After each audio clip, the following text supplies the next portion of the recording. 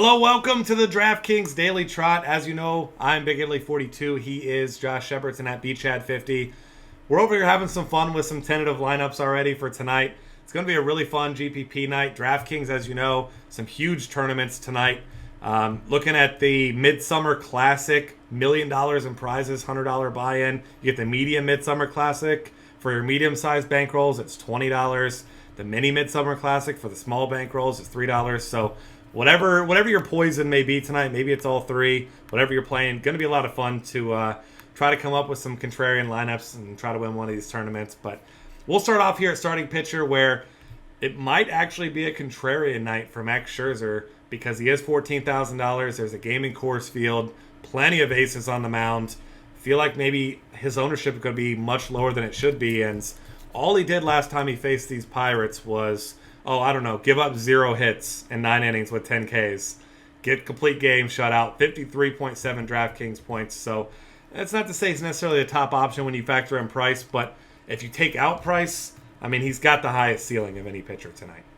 Yeah, I would agree with that. This is a team that he no-hit already, so that those are usually pretty good to have on your resume. Pretty good.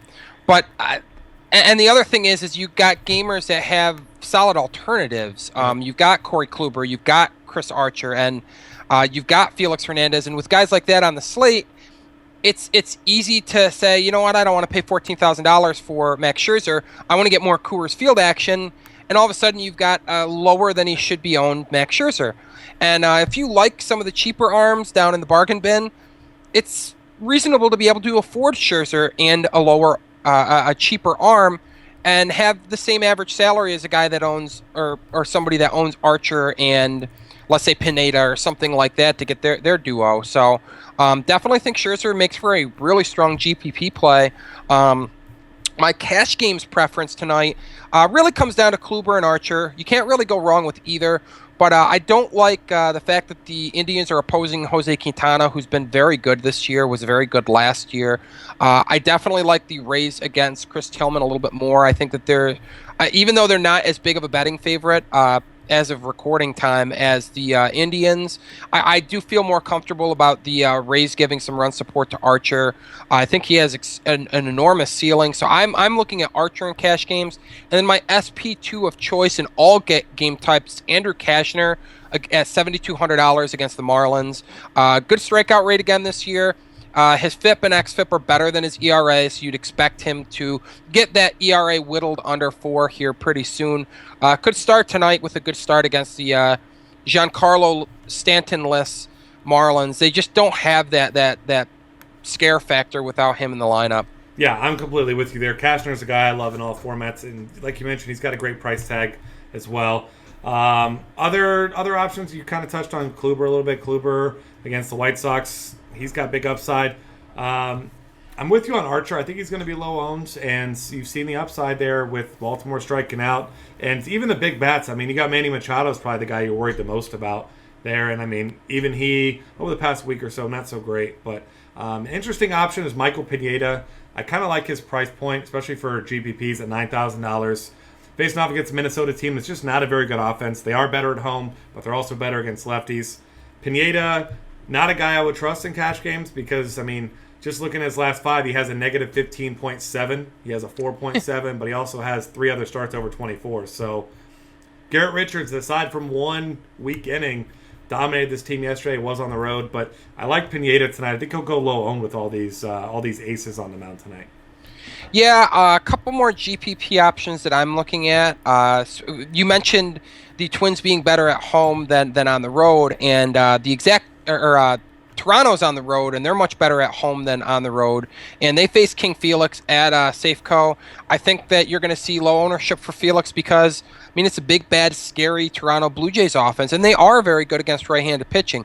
They do own a 100 WRC plus on the road, but they've also struck out in more than 20% of their plate appearances on the road, and we know Felix can miss bats, so I do think there's substantial upside there. He's priced really close to Archer and Kluber, less than $1,000 separation between those guys. Archer, Kluber have much softer matchups on paper, but with the Blue Jays outside of Rogers Center, I don't mind using Felix. I think that the ceiling's there that you're looking for. And then Jose Quintana, anytime you've got a pitcher opposing Corey Kluber, that's not an enviable situation to be in, which I think is going to drive down Quintana's ownership. Yep. The best hitters in that Indians lineup are left-handed, and Quintana has been death on them, holding them to a 300 WOBO since 2013. So I really do like Jose Quintana quite a bit. Don't like that he's opposing Kluber. Don't know as though he'll get a win. I don't think he will get a win, but do think he's going to give you at least a quality start, not allow a lot of base runners, probably keep punch out a handful of hitters. I mean, he's striking out better than 20% of the batters he's faced this year. So at $8,100, I think he can deliver on that price tag very easily. And you use him and Cashner together, hypothetically, you're spending $15,300 on two pitchers. That's just $1,300 less than you would be spending on Max Scherzer, or more than you'd be spending on Scherzer alone. It gives you a lot of flexibility for your bats. Yeah, that's a really good call there. There are a couple cheap options that I don't mind tonight. Both sides of the Atlanta-St. Louis game, neither team hits lefties well. Neither guy has a lot of upside. Cooney's a sizable favorite, but and also neither guy's going to pitch deep. You expect these guys to go 5-6 innings tops, and both sides of that, like I said, we saw John Danks go and mow down this team. And John Danks is no better of a pitcher than either of these guys. So definitely Manny Benuelos and on the other side, Tim Cooney. Both guys certainly in play tonight for your GBPs. And then I'll throw out one more guy, and I'm reluctant to do so, but he is facing a team that strikes out a ton, and he has had a couple decent games. He's gone 6 or more innings in 3 of his last 4. Jeremy Guthrie is $4,300 tonight. So you pair him with a guy like Max Scherzer, and he is faced off against Houston and Kazmir, so you don't expect he'll get a win. But there's also a pretty good offense backing him. So if Kazmir doesn't have his best stuff, then you could definitely see Guthrie maybe lucking his way into a win, maybe like 15 fantasy points tonight for cheap. And that's all you need for 4,300. I mean, you get 12 to 15 points from him, and what you're able to do with the bats is huge. Or, as you said, pair him with Scherzer. You're able to grab Scherzer, and we know the upside for Scherzer is through the roof. Yeah, absolutely. Any other pitchers you like, or are we ready to go on to hitters? Let's move on to the bats, man. All right, this is where things get extra exciting today. We'll give you the easy ones that everyone already kind of knows about at the beginning. Nick Hundley, Brian Pena, maybe Tucker Barnhart if for some reason he's in lineup. Those are your Coors bats at catcher. Now we can move on to the bats that everyone else isn't automatically going to be playing. Guys like Stephen Vogt, $3,500. You can play him at first base or catcher. Gets Jake Peavy, who's been okay since he came back up, but Vogt, priced too cheap despite the pitcher's park for against a barely above average, I'd say, right-handed pitcher right now. Yeah, I like the Vogt call. You got to like the lineup spot. I like Jonathan Lucroy. Patrick Corbin's a good pitcher, don't get me wrong, but Lucroy's been a well above average hitter against lefties, and it's at Chase Field. Got to like that a lot. Another guy with a good lineup spot. Same price point as Stephen Vogt at $3,500. And then, I mean, like you said, the obvious names look good. Brian Pena, just $2,800. Hundley, $4,000. And then there's always John Jaso as well. Chris Tillman has pitched like trash this year. I mean, if we're being completely honest, and Jaso typically hits in a good lineup spot, leading off for them often. So that puts him in a good run-scoring position. He hits right-handed pitching very well. We know that Tillman's been worse against righties than lefties this year, so that doesn't play into Jaso's hands. But Jaso does hold the platoon advantage from his point of view anyway. Yeah, and a couple other guys that are cheap. Yan Gomes kills lefties, $2,800. Derek Norris gets my favorite pitcher, Dan Herron. I love to pick on Dan Herron, despite the fact that it is in San Diego. Norris is struggling on the season, but he does have some pop for a cheap bat. 11 homers on the season. He's $2,900. I like him. And then Alex Avila against Rick Porcello, his old battery mate. So maybe there's something to that. He knows Porcello. I'm not sure if he's faced him since Porcello left, but either way, Avila's cheap, so I don't mind targeting him in that Tigers offense against. I mean, Porcello's a bad pitcher right now. Yeah, and you want to get left-handed bats in there against Porcello. Yeah. He's just awful against them. Since 2013, Porcello's given up a whopping. Hold on, sorry. We got a. The word is 1 million. Yeah, it's a 341 WOBA. I was actually going to go a little bit lower than that, but 341. I mean that's staggering. Yep. You can't do that at the big league level, and so if you can get some left-handed bats, there aren't a lot in the Tigers lineup, but he is certainly one of them. But we'll get to one that'll be batting left-handed here very shortly. Yes, very shortly. But first and foremost, Mr. Joey Votto. Call me a homer, call me whatever you want. I think Joey Votto is the top hitter at any position tonight. $5,700. He's very expensive. You got to pay for him. But, I mean, you and I were talking before the show about hot streaks, whether you believe them or not. Either way, it's hard to argue the fact that Joey Votto is seeing the ball very well. Was on base 5 times yesterday. 9 times total. And not yesterday, but Wednesday's doubleheader. 9 times in one day. 3 times the day before that. I mean, the guy's seeing the ball well. He's hitting home runs. Gets Eddie Butler, who was just god-awful against lefties. Pretty terrible against righties, too. Joey Votto's the guy that I'm playing as much as I humanly can. Yeah, Butler's given up a 439 WOBA to left-handed batters in his career. So Votto, and there's another left-handed bat in that lineup that we're going to touch on a little bit later in the pod. But love Votto tonight.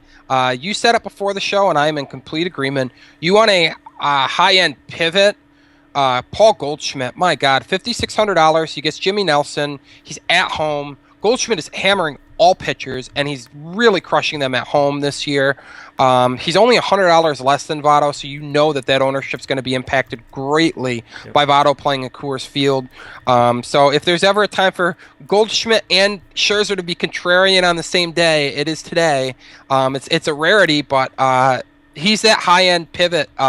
If you really want to separate yourself in these gigantic tournaments today, you're going to have to make some picks that maybe you're a little uneasy with. It's nice being a little uneasy using Goldschmidt, I'd say, more so than taking a substandard hitter and hoping for the best. Goldschmidt certainly is much better than that. But other options I'm looking at first base, we got Prince Fielder at $4,300 against Nicholas Tropiano. He's getting a right-handed pitcher. Fielder's really bounced back in a big way from injury that shortened his season last year. Big fan of that. And that other left-handed bat that I was talking about, it's actually a switch hitter who will be batting left-handed today. Victor Martinez, going to bat left-handed against Porcello. Gotta love that. $3,700. Really nice cash games play, but also has a high enough ceiling that you can feel good about using him in GPPs as well. Yeah, I'm absolutely with you. I mean, we were talking about how just crazy cheap he is. Just way too cheap. So that's a guy I'll be looking at quite a bit as well. I'm really not paying down any further than that at first base because there's so many good options at the top. Yeah, there is one more name, but we'll lump him with the outfielders, and we'll just leave you with that for right now. But other name at the $3,700 price point that I really like is David Ortiz. Justin Verlander, to say that he's not in his Cy Young form would be an understatement. He's been just lost for since 2013 at this point. And Ortiz, his struggles have been against lefties this year. He's still hitting right-handed pitching. So at $3,700, getting Justin Verlander, not a bad play with Ortiz at home against him. Yeah, and I don't know when he started dating Kate Upton, but you remember the whole thing with Carrie Underwood and Tony Romo. He couldn't get it done while he was dating a supermodel, so maybe it's time for Verlander to find himself a new girl. Maybe he gets it back together. I'm just saying. Leave her for the rest of us. Anyway, moving on here to second base. There's a lot of options, as there always are. This is another scenario where you can get a guy who is an elite hitter. It's going to go very underowned. Jose Altuve. We know he kills lefties, but gets a righty today who's actually pretty good against righties. But Altuve really hitting the ball well. Had a double and a homer last night. 4 hits, 2 runs scored, a stolen base. I mean, that's a hell of a stat line. Obviously, the home run was a walk-off, but He's had 32, 5, 21, 7, 17, 9, 16 in his last 7 games. So this is a guy that's incredibly consistent. You can get him under the radar tonight. I think that's a great contrarian play tonight. But I really like Brandon Phillips. I don't love the price point, but we already kind of talked about Eddie Butler. I mean, this guy, to put it mildly, he is a garbage starting pitcher, especially in Coors Field. Yeah, I mean, I mentioned his WOBA allowed to left-handed batters, but it's not as if he's been good against right-handed batters either, allowing a 365 WOBA to them. I mean, granted, we're obviously dealing with small sample sizes here, but he's just been getting rocked at the big league level by all hitters. So, gotta like Phillips a little bit. Like Rugi gets Nicholas Tropiano, $4,000. Good lineup spot. And I mean, as we've said previously on the podcast, the guy's been raking since his AAA demotion. He hit down there, and he's hit since he got the call back up. Like Luis Valbuena in GPPs, we know Guthrie's really bad against left-handed batters. Valbuena can put a charge into the ball. No, it's not at Minute Maid Park, which I think will help depress his ownership even further. But we know he can send a Guthrie pitch into the stands if Guthrie is leaving cookies out there like he often does against left-handed batters. Robbie Cano's really turned his season around here recently. Over the last month, he's just been absolutely on a tear. Gotta like him against Drew Hutchison, and gotta like the price point at $3,700. But I think my favorite play at second base today, price considered, is Howie Kendrick at $3,400 against Jonathan Nice. Nice, much better against lefties than righties. Kendrick, much better against lefties than righties. So it's a nice platoon matchup there for Kendrick. Often hits in a really favorable lineup spot for the Dodgers. So got to like Kendrick a little bit. And then the last name that I'll throw out there, $3,300 Ben Zobrist against Jake Peavy. The switch hitting second baseman / outfield eligible player. Good lineup spot. And the nice thing about a switch hitter like Zobrist, who does not have a substantial platoon split, is that when the Giants go to the bullpen, they can't just simply bring in Jorge. They can't bring in Lopez and then have him just shut down Zobrist, or bring in a lefty specialist like Affeldt. Like Zobrist will be fine all game, so you don't have that disaster of running into a loogie late in the game. Yeah, that's a really good point there. Next up, third base options. If you're looking for Coors Field, you're looking at Todd Frazier, Nolan Arenado. Got to think Arenado is significantly higher owned because he's $900 cheaper. So not to say that Frazier's a contrarian play, but as far as Coors Field bats go, he might be on DraftKings tonight. I know you said him first, but I was a fan of him as well. Alex Rodriguez against Phil Hughes, fly ball pitcher. It is on the road, but when A-Rod's hitting home runs, they are not cheap shots. I mean, he is crushing the ball. Hit one out of the stadium against Clay Buchholz a week or so ago. I mean, apparently Clay Buchholz was hurt, but still, doesn't matter. Other options, if you want a tournament swerve, Manny Machado is crushing right-handed pitching this year, so Chris Archer obviously in a good spot, but $4,300 Manny Machado going to be really low-owned as well. Yep, definitely. Some other names that you and I discussed and liked before the show. Kyle Seager against Hutchison under 4K, $3,900. Luis Valbuena, again, mentioned him at second base. Reminder that he is third base eligible as well. $3,400 Justin Turner gets a good lineup spot. I mean, he's been way more than the Dodgers could have ever expected from him, and he gets a left-handed pitcher today, in Nice, that again better against left-handed batters than righties, so that's going to play into Turner's hands tonight. And name that we both like gets a really trash pitcher, Chris Tillman.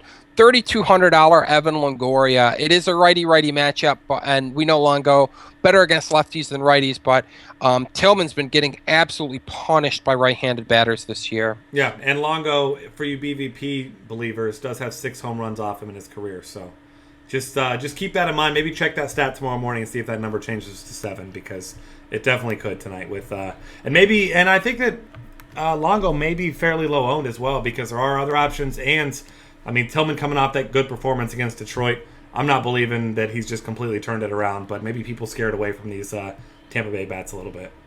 Hey, maybe that's a snowman tomorrow against Tillman. Hey, it might be. You never know. I mean, and if there's one hitter you want, that's the one hitter you want from that lineup. So. Yep. All right, shortstop. Go ahead and scroll down to Troy Tulowitzki and then click the plus next to his name and then play him, because he is way too cheap. I mean, if you're not playing him, you're trying to be contrarian, which has its merits, of course, especially if he doesn't have a good game, because he's going to be one of, if not the highest owned player, I would imagine, tonight across all formats, because he is cheap. I mean, Jed Lowry, he's on the DL, by the way, is the most expensive shortstop. Then you've got Carlos Correa, Johnny Peralta, all more expensive than Tulo, and then the injured Zach Cozart and his replacement, Genio Suarez, just $100 behind him. So Tulo definitely going to be highly owned tonight. Yeah, I'm with you. I do think he's probably going to have higher ownership than any other position player, at least. And with the number of options at pitcher, I'm in agreement. I think he's the highest owned player on the board tonight, which makes Johnny Peralta and Carlos Correa 2 very interesting pivots in GPPs. Peralta, very good against left-handed pitching, good lineup spot.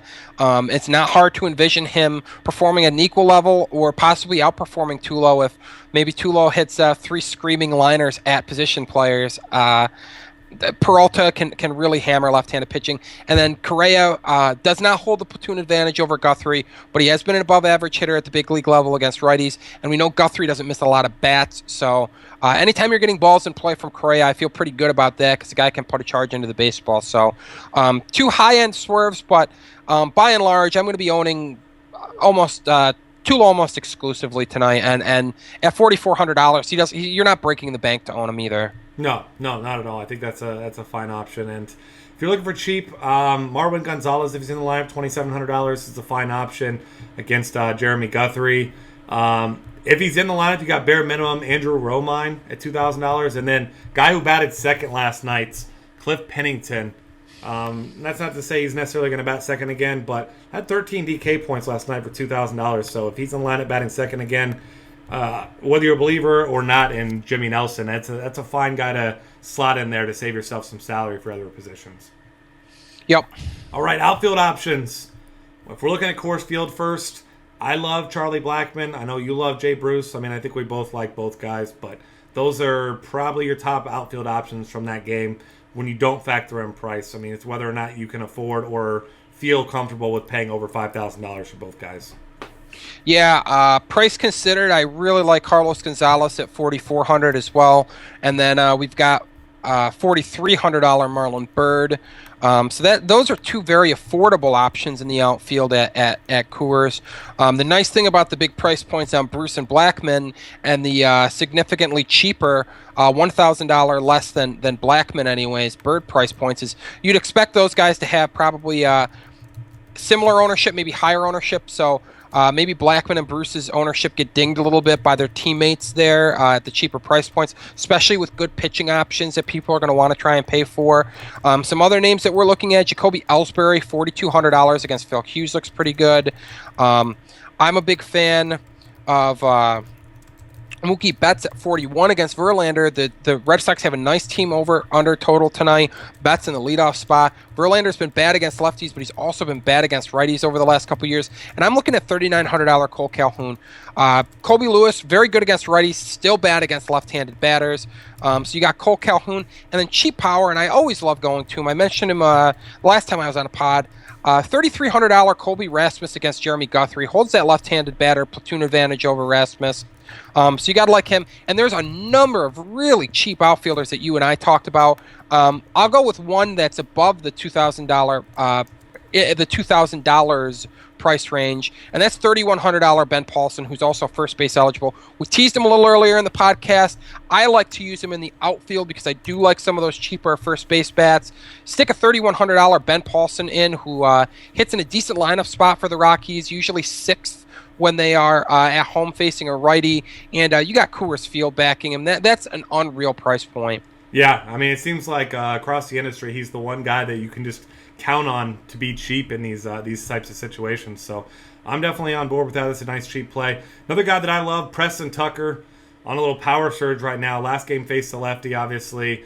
Not nearly as good against lefties and lefty-lefty matchup, but gets a fine matchup tonight. I'm looking at him also. John Mayberry's min, $2,000, gets a bad lefty, and Ian Thomas tonight. Another minimum salary guy, if he's in the lineup, who showed a little bit of power recently, had a double dong game a couple days ago, Jake Smolinski. He is in San Francisco. You don't like that. But if you're just looking for a cheap filler with some upside, I mean, he followed that game up with a decent game after that where he scored 10 fantasy points. He had 7 in the game after that. So this isn't a terrible hitter. I mean, he's a guy that could get you some production from min salary also. No, and then just $200 more than the min. There's Ryan Rayburn, the lefty killer, at $2,200 against Carlos Quintana. Or Jose Quintana. I'm not sure who Carlos Quintana is. We're just going to make up names on the podcast now. But Ryan Rayburn gets Quintana at home. He's hammered left-handed pitching this year, and at $2,200, usually gets a pretty good lineup spot, 4th or 5th for them when they face a lefty. So really cheap options to allow you to spend on a Votto and a pitcher and Tulo and some of these other big bats elsewhere. So really interesting spread of price points in the outfield tonight. A lot of very interesting combinations that could be thrown together. Yeah, and I'm going to throw out one more tournament option that I really like. I mean, this name's obviously not going to surprise you, but I think you'll go low on tonight. Nelson Cruz facing off against Drew Hutcherson, allowing a 384 WOBA to right-handed batters this year. I know Cruz a popular play against a lefty. Probably won't be that popular with Core's game and a lot of other options tonight. So he's a guy that I'm going to be targeting some GPPs. Hopefully he can spray a couple into the seats tonight and kind of set my lineups apart tonight. He's done it before. Yes, he has. All right, and with that, thank you for hanging out with us. Find us on Twitter at DF Cafe. Subscribe to our YouTube channel. Check out Colossus, our optimizer, a lot of great contents. A lot of our great content at dailyfantasycafe.com.